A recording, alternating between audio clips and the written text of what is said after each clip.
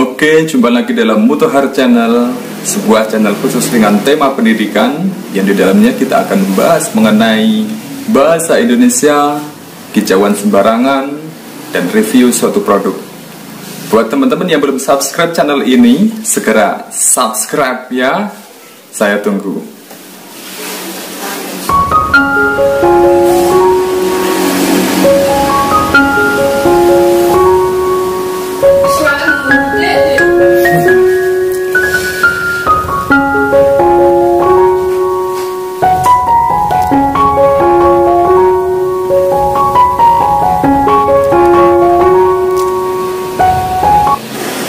Buat teman-teman yang sudah subscribe, saya ucapkan terima kasih. Oke, baiklah, pada kesempatan kali ini kita akan membahas mengenai ujian nasional tahun 2019. Nah, sebelum kita memulai, kita intro dulu.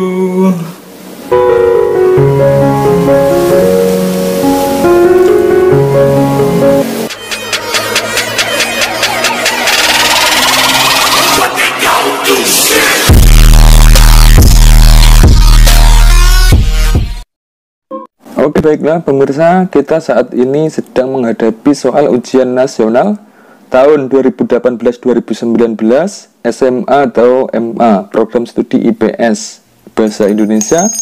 Ini pernah diujikan Senin 1 April 2019 pukul 7.30 sampai 9.30.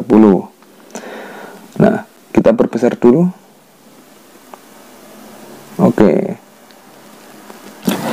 Baiklah sahabat Mutohar Channel, kita lanjutkan kepada soal nomor 7. Soal nomor 7 yaitu berkaitan dengan teks biografi. Penulisan teks biografi biasanya membahas perjalanan hidup orang terkenal atau seorang tokoh yang pantas diteladani. Biografi pada hakikatnya berisi tentang riwayat hidup seseorang dari mulai dia lahir sampai meninggal dunia. Fungsi dan manfaat dari buku biografi yaitu bahwa Anda dapat lebih mengenal tokoh beserta latar belakangnya, sehingga dapat menambah wawasan Anda tentang tokoh. Selain itu, pembaca dapat mengambil hal-hal menarik dari tokoh tersebut, misalnya keteladanan, ketertiban, kedisiplinan, dan sebagainya. Nah, ini kan mencerminkan bahwa pendidikan kita mengarah kepada karakter-karakter yang baik. Dan pembentukan karakter ini jauh lebih penting daripada hanya sekedar sekolah untuk menambah pengetahuan atau mendapatkan ijazah. Kira-kira seperti itu. Oke, kita langsung menuju kepada soal. Keteladanan tokoh berdasarkan kutipan tersebut adalah, nah, kita akan membahas mengenai keteladanan tokoh. Keteladanan tokoh itu bisa diambil dari keseluruhan isi dari sebuah teks ya. Oke, kita baca teksnya dulu secara cepat saja. Dewi Sartika dilahirkan dari keluarga priai di daerah Sunda, yaitu pasangan Nyi Raden Raja Permas dengan Raden Somanagara. Nah, ini masih belum berkaitan dengan keteladanan ya, karena ini adalah proses kelahirannya yang tidak mungkin kita teladani, karena kita anak dari orang yang berbeda dari Dewi Sartika tersebut. Dari kecil Dewi Sartika sudah menunjukkan bakat pendidikan. Nah, kalau ini mulai masuk kepada keteladanan ya, karena memiliki bakat pendidikan dan kegigihan yang dimilikinya untuk dapat meraih kesuksesan. Sambil bermain di belakang gedung kepatihan, ia sering melakukan kegiatan-kegiatan yang pernah ia dapat di sekolah, yaitu belajar membaca, menulis, dan bahasa Belanda. Bersama anak-anak pembantu di kepatihan, papan bilik kandang, kereta, arang, dan pecahan genting dijadikannya sebagai media untuk mereka belajar bersama. Nah, ini sudah masuk pada kategori keteladanan ya. Cuma masalahnya hampir semua orang bisa untuk membaca, menulis. Tetapi kalau untuk bahasa Belanda, kita saat ini sedang tidak berada di zaman itu, tetapi kita sedang di zaman bahasanya itu bahasa Indonesia, dan kalau kita di Jawa Timur maka bahasanya adalah bahasa Jawa. Kita lanjut. Setelah beranjak remaja, jiwanya yang telah tumbuh menjadi dewasa semakin membawa Dewi Sartika untuk dapat mewujudkan cita-citanya. Hal ini didorong pula oleh pamannya, Bupati Martanagara, yang memang mempunyai keinginan yang sama dengan Dewi Sartika. Namun, meski memiliki keinginan yang sama dengan pamannya, tidak menjadikan cita-cita tersebut dapat terwujud dengan mudah. Hal tersebut disebabkan pada saat itu terdapat adat yang mengekang kaum wanita. Ya, ini adalah tradisi masyarakat zaman dulu ya, yaitu wanita tidak seleluasa zaman sekarang dalam mencari ilmu. Hal itulah yang membuat pamannya mengalami kesulitan dan khawatir terhadap Dewi Sartika.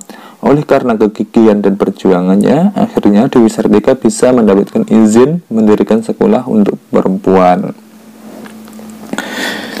Oke, ini berbagi keteladanan ya, mendirikan sekolah untuk perempuan. Oke. Sejak tahun 1902, Dewi Sartika sudah dapat merintis pendidikan bagi kaum perempuan di sebuah ruangan kecil, tepatnya di belakang rumah ibunya di Bandung. Dewi Sartika mengajar di hadapan beberapa anggota keluarganya yang perempuan, merenda, memasak, membaca, menulis, dan jahit-menjahit menjadi materi pelajaran pada saat itu. Menjadi materi pelajaran ini termasuk kalimat yang aneh ya. Padahal ini sebuah soal ujian nasional, tapi susunan kalimatnya kok seperti itu. Oh ya sudah. Sekarang kita mencari pilihannya. Dewi Sartika dilahirkan dari keluarga priai. Ini bukan keteladanan. Dewi Sartika belajar membaca dan menulis bersama anak pembantu. Ini termasuk kategori keteladanan.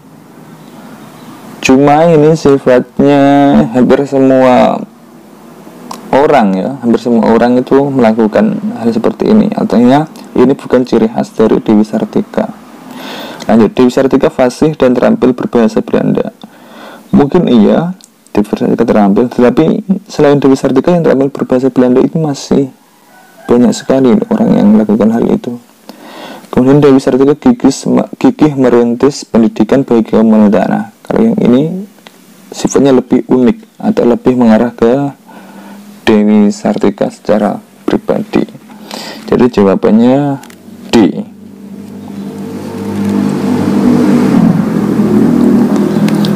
Kita lanjut kepada soal nomor 8. Kalimat utama paragraf tersebut terdapat pada kalimat nomor.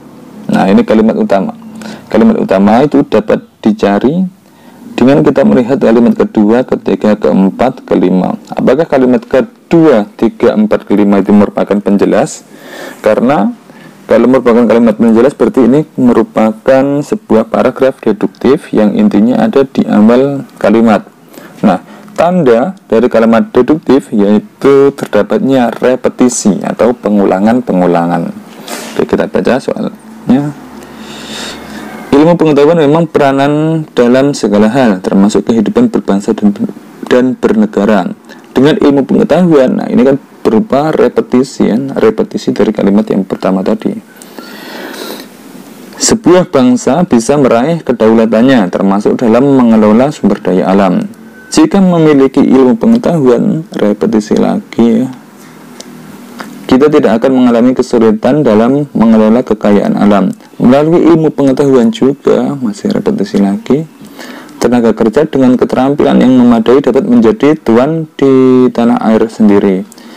Kita harus tetap mampu bersaing di tengah serbuan tenaga asing yang datang ke Indonesia dengan tetap berpegang teguh pada nilai-nilai Pancasila. Jadi kalimat utama paragraf tersebut terdapat pada kalimat bernomor 1. Gampang sekali.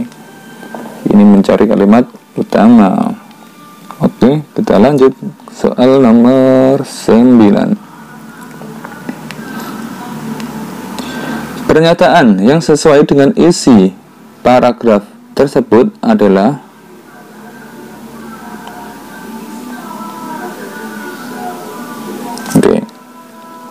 A. Ketika masih banyak pengangguran, banyak tenaga asing yang datang untuk menjadi tenaga kerja di Indonesia. B.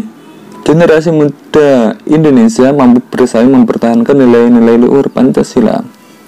C. Bangsa dan negara akan berdaulat dan menjadi bangsa yang maju jika masyarakatnya berpendidikan tinggi. D. Kita harus mengutamakan tenaga kerja dari dalam negeri jika ingin menjadi bangsa yang berdaulat. E. Bangsa Indonesia harus tetap berpegang teguh pada nilai-nilai Pancasila untuk menjadi bangsa yang berdaulat. Nah, untuk mencari pernyataan yang sesuai dengan isi paragraf, kita harus mencari kesimpulan utama dari keseluruhan isi teks tadi. Yang mana dari antara jawaban ini yang paling mewakili keseluruhan dari isi.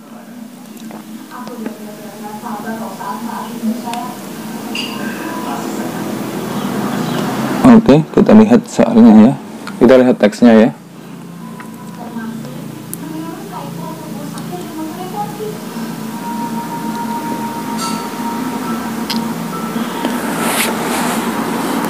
Oke, kita cermati.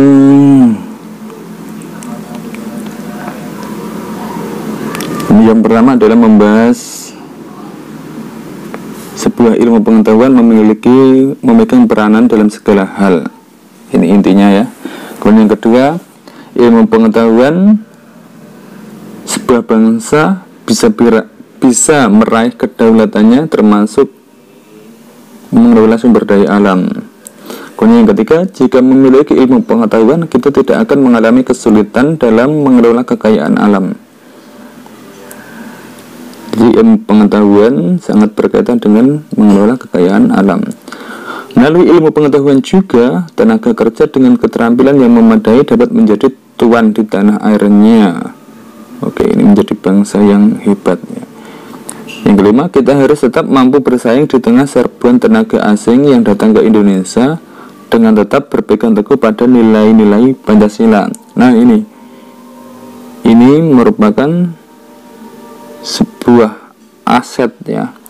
Karena mempertahankan nilai-nilai Pancasila di tengah serbuan tenaga asing ini berupa sebuah nasihat kepada kita yang mana di dalam sebuah teks itu biasanya mengandung nasihat tersebut.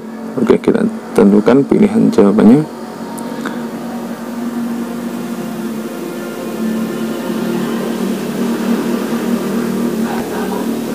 Yang A, ketika masih banyak pengangguran, banyak tenaga asing yang datang untuk menjadi tenaga kerja di Indonesia. Tidak. Generasi muda Indonesia mampu bersaing mempertahankan nilai-nilai luhur Pancasila. Ya, ini termasuk ya, karena bersama dengan teks nomor 5 tadi, kalimat nomor 5 tadi. Bangsa dan negara akan berdaulat dan menjadi bangsa yang maju jika masyarakatnya berpendidikan tinggi. Ini juga bisa masuk. Kita harus mengutamakan tenaga kerja dari dalam negeri jika ingin menjadi bangsa yang berdaulat. Oke, ini masuk dalam pilihan. Bangsa Indonesia harus tetap berpegang teguh pada nilai-nilai Pancasila untuk menjadi bangsa yang berdaulat. Ini masuk. Nah, ini ada beberapa jawaban yang sekiranya tepat karena sesuai dengan teks tadi. Tetapi yang paling prinsipil dari beberapa alternatif jawaban ini, kita lebih terfokus pada sebuah nilai moral ya, atau pesan-pesan berupa kebaikan, sehingga opsi E merupakan jawaban yang paling tepat karena ini pengajaran tentang nilai-nilai, yaitu karakter dari bangsa Indonesia. Oke, jawaban E. Soal nomor 10. Kalimat penjelas yang tidak padu terdapat pada nomor. Oke, sekarang kita membahas kalimat yang tidak padu. Kalimat yang tidak padu merupakan sebuah kalimat yang tidak sesuai dengan isi, ya, kandungan isi dari paragraf, karena ini menyimpang atau membahas hal yang lain. Kalimat nomor 1, bunga Rafflesia arnoldi, berarti membahas bunga Rafflesia arnoldi. Kalimat yang kedua, bunga ini, ada repetisi, berarti masih membahas bunga Rafflesia arnoldi. Di dasar bunga masih membahas Rafflesia arnoldi. Hewan penyerbuk, nah ini yang sangat aneh ya, hewan penyerbuk, berarti kan bukan, ini membahas hewan. Yang kelima, bunga Rafflesia arnoldi, repetisi lagi, berarti jawabannya sudah jelas, yaitu nomor 4.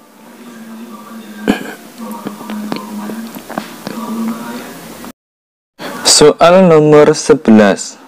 Cermati kutipan cerpen berikut.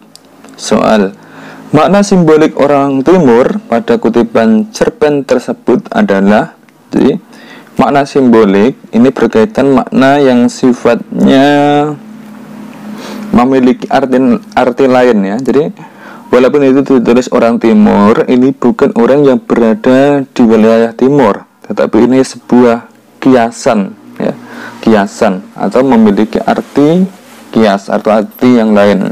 Nah, kemudian bagaimana sih kebudayaan orang timur dibanding dengan orang barat?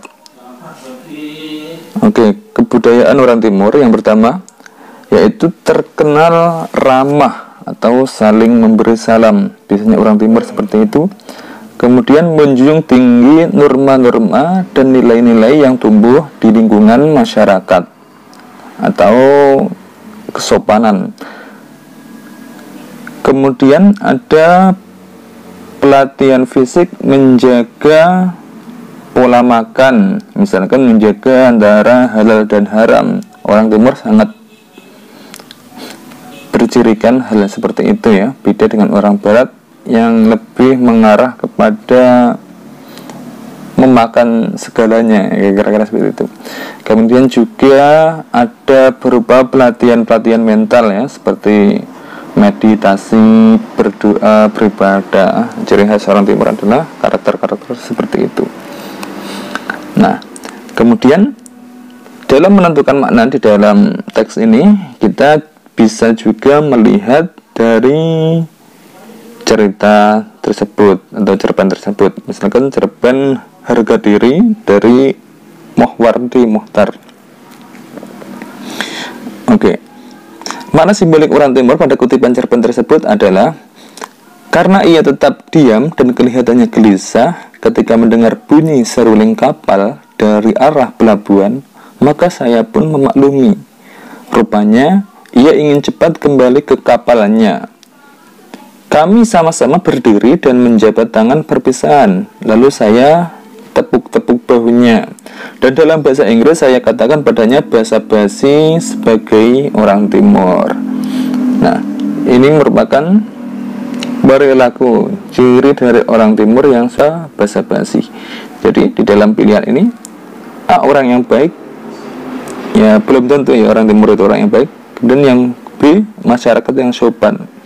Nah, masyarakat yang sopan ini lebih ke sifat ini, orang timur yang suka basa-basi itu. Jadi basa-basi itu termasuk dalam kategori sopan, walaupun terkadang basa-basi itu juga tidak baik ya. Contoh basa-basi yang tidak baik itu ketika ada tetangganya beli motor baru atau beli mobil baru, maka dan kemudian orang ini menanyakan mengenai harga dan sebagainya, itu sebenarnya sesuatu yang sopan, tetapi itu juga sesuatu yang tidak baik. Jawabannya adalah yang B. Oke, kita lanjutkan soal nomor 12.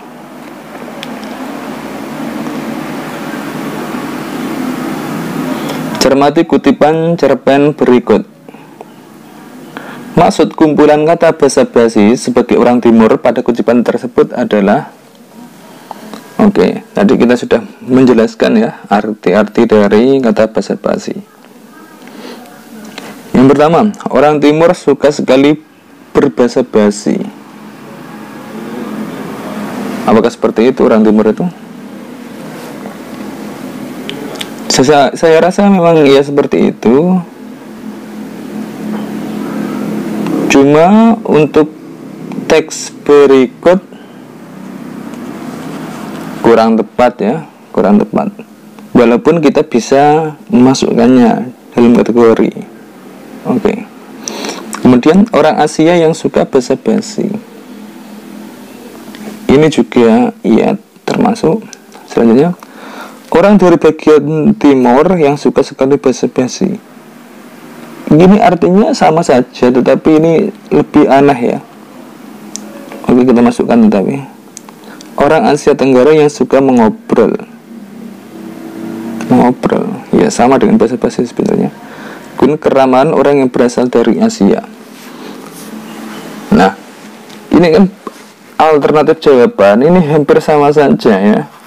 Tetapi untuk jawaban E, ini sifatnya lebih mewakili dari keseluruhan orang timur tadi atau orang dari wilayah Asia. Jadi maksud timur itu adalah wilayah Asia. Jadi opsi yang paling tepat adalah jawaban E ya, E. Artinya kita harus menjelaskan maksud dari orang timur itu sendiri, itu orang yang dari mana. Dan orang yang dari Asia itulah yang dinamakan orang dari wilayah timur. Oke, jawaban E. Kita lanjut soal nomor 13. Kalimat bermajas dalam kutipan tersebut terdapat pada nomor. Nah, majas ini merupakan sebuah kata kias. Nah, perbedaan kata kias yaitu memiliki sebuah arti tersendiri ya. Karena ini bukan makna sebenarnya, tetapi hanyalah sebuah kiasan-kiasan yang sifatnya sebagai bumbu sebuah teks agar lebih menarik untuk dibaca. Oke, nomor 1. Sungguh aku kasihan pada lelaki betapa besar beban yang harus ditanggungnya, bahkan sejak ia masih berada dalam kandungan. Ini bukan kias ya, tetapi ini sebuah kenyataan.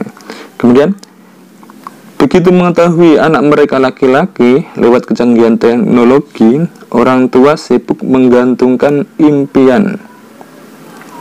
Oke, menggantungkan impian. Ini kan sesuatu yang sifatnya kias, karena impian itu bisa seperti apa ya, keinginan-keinginan atau mimpi-mimpi.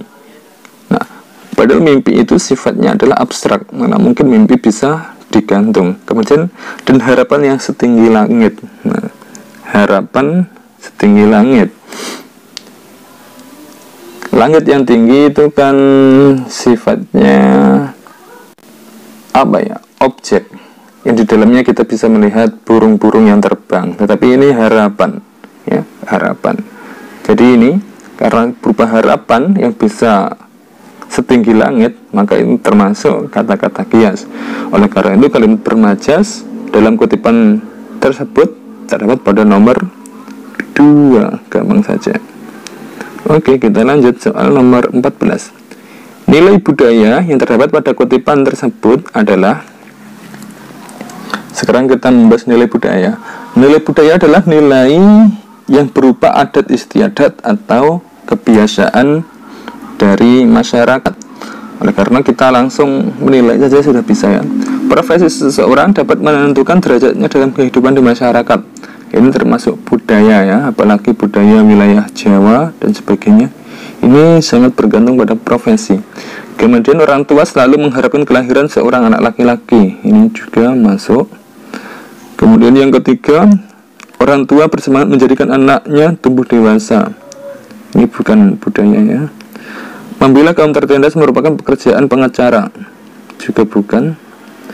Seorang laki-laki sangat cocok untuk menjadi atlet nasional. Bukan. Karena sifatnya adalah sesuai dengan adat istiadat ataupun kebiasaan masyarakat.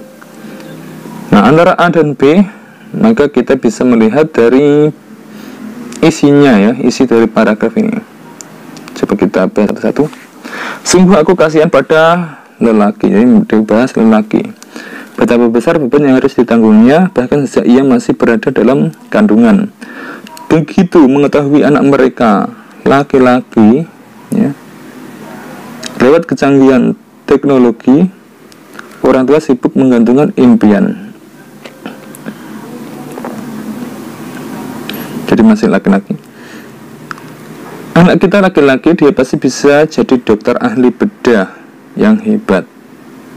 Oke, jadi dari beberapa pernyataan ya, yang dibahas adalah kebanyakan laki-laki.